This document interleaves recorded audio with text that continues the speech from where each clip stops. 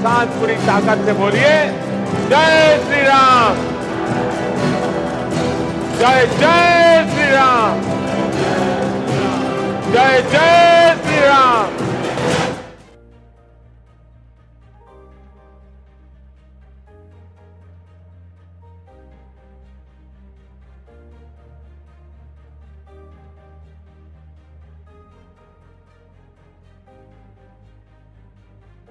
फिर अनायास हमने एक प्रश्न जाते जाते पूछ लिया, जैसे सभी स्वाभाविक होता है कि सब आप कब आएंगे, जैसे आज आप आए हैं, फिर हम आपसे पूछ ले कब आएंगे, तो आप ऐसा कोई जवाब दे दें जो याद करने वाला हो जाए। ऐसा ही जवाब उन्होंने दिया था कि जब राम मंदिर बनेगा तब मैं आऊंगा।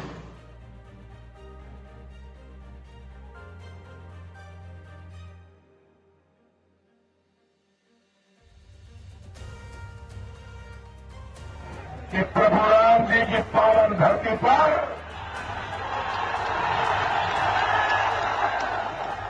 यहाँ की पवित्र मिट्टी को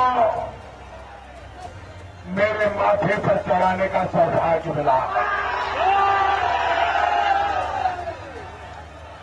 जब लोग महात्मा गांधी को पूछा करते थे कि राज कैसा होना चाहिए, लोगों का कल्याण कैसा होना चाहिए, सरकार ने लोगों के लिए काम कैसा करना चाहिए, तो महात्मा गांधी एक शब्द में समझा देते थे कि अगर कल्याण राज्य की कल्पना करनी है तो राम राज्य होना चाहिए। जन जन के मन मन में है, और इसलिए जब हम श्री राम के विषय में सोचते हैं तो श्री राम एक आदर्श पुत्र, आदर्श भाई, आदर्श पति, आदर्श मित्र, आदर्श राजा। अयोध्या भी एक आदर्श नगर था, तो राम राज्य एक आदर्श शासन व्यवस्था थी।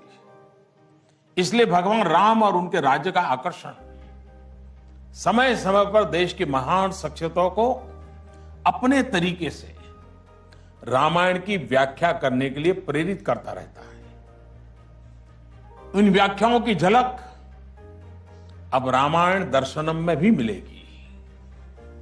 महाकवि कंबन ने कंब रामायण में कौशल राज्य को एक सुराज्य, एक सुशासित राज्य बताया है। रामराज का प्रेजेंटेशन है। महात्मा गांधी भी इन्हीं विशेषताओं की वजह से राम राज्य की बात कर।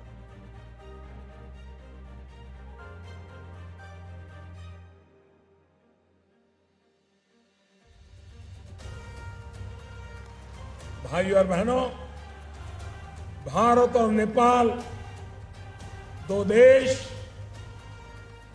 लेकिन हमारी मित्रता आज की नहीं, त्रेता युग की है। राजा जनक और राजा दशरथ ने सिर्फ जनकपुर और अयोध्या को ही नहीं, भारत और नेपाल को भी मित्रता और साझेदारी के बंधन में बांध दिया। ये मां जानकी का धाम है, ये मां जानकी का धाम है, और जिसके बिना अयोध्या अधूरी है। हमारी माता भी एक, हमारी आस्था भी एक, हमारी प्रकृति भी एक, हमारी संस्कृति भी एक, हमारा पथ भी एक और हमारी प्रार्थना भी एक, हमारे परिश्रम की महक भी है और हमारे पराक्रम की गुंज भी है। हमारी दृष्टि भी समान और हमारी सृष्टि भी समान है। साथियों, नेपाल के बिना भारत की आस्था भी अधूरी है। नेपाल के बिना भारत का विश्वास अधूरा है, इतिहास अधूरा है।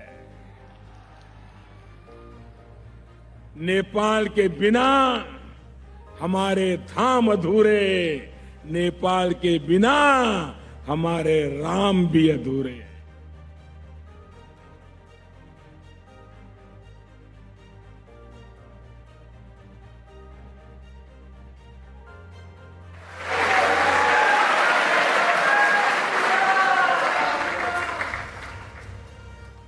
पूज्य बापू की निसरा में सब लोग राम की भक्ति में डूबे हैं।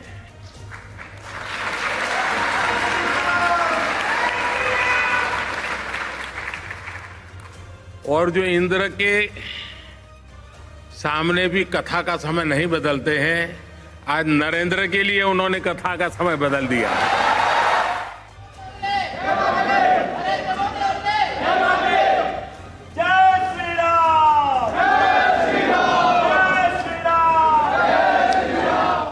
मेरी सरकार ने सुप्रीम कोर्ट के निर्देशानुसार श्री राम जन्मस्थली पर भगवान श्री राम के भव्य मंदिर के निर्माण के लिए और इससे संबंधित अन्य विषयों के लिए एक बृहद योजना तैयार की है।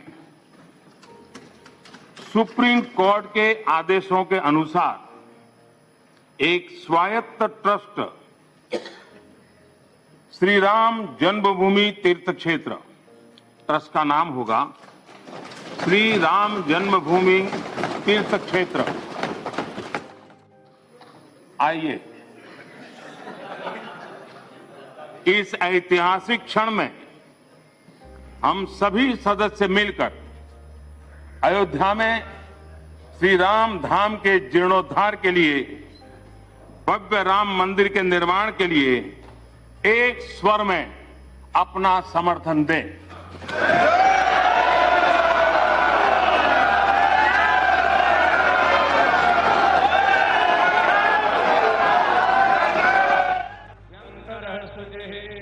पुंडरीकाक्षः पुनातु पुंडरीकाक्षः पुनातु पुंडरीकाक्षः पुनातु विष्णुर्विष्णु। ताकत से बोलिए जय श्री राम, जय जय श्री राम।